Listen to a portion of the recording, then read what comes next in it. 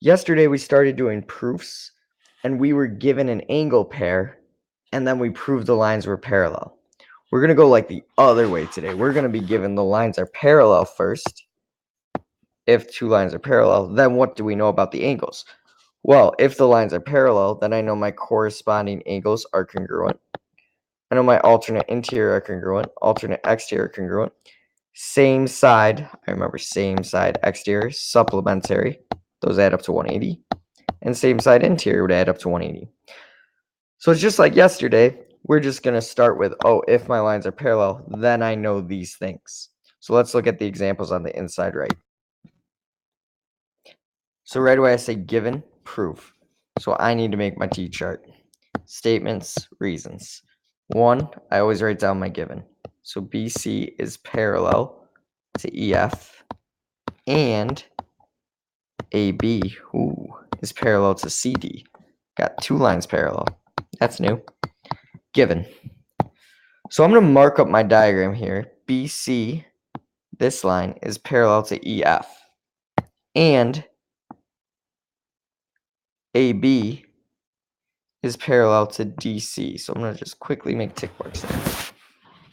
I want to prove angle ABC is equal to BEF. Well, let's find these angles. Angle ABC is here.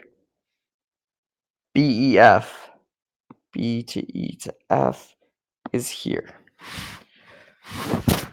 So I'm going to highlight these lines so you can see it a little better, because they gave us a lot of information, but I really just care about this line and this line, because that's where those angles are. So I don't even really need to look over here. That's really not helpful right now. I'm not looking there. I'm just looking here. So if you need to extend this line to make it a little easier for you to see, like, feel free. You can keep lines going if it looks confusing. So if you want to keep this line going, go for it. So if I look at these two angles, I want to think, what kind of angles are they? Well, they're corresponding. And they said my lines are parallel, so I know my corresponding angles are congruent. So I know angle ABC is congruent to angle BEF. My battery's low. Because if, now I'm going to start with what they gave me. Two parallel lines are cut by a transversal.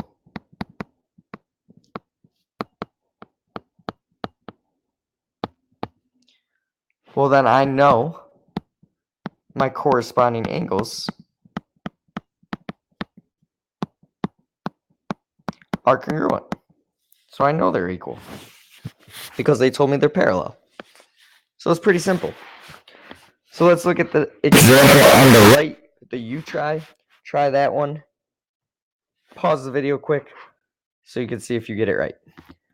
While you're doing that, I'm going to erase some stuff because I kind of wrote bad. Here we go.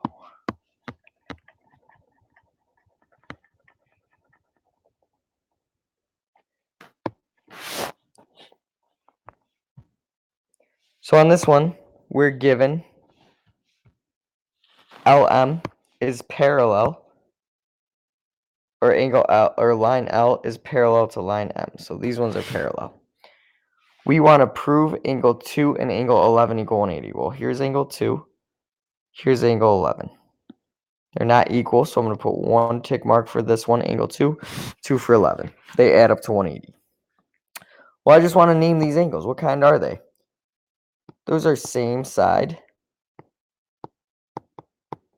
because they're on the same side of line A, the transversal. And they're on the outside of the yellow parallel lines.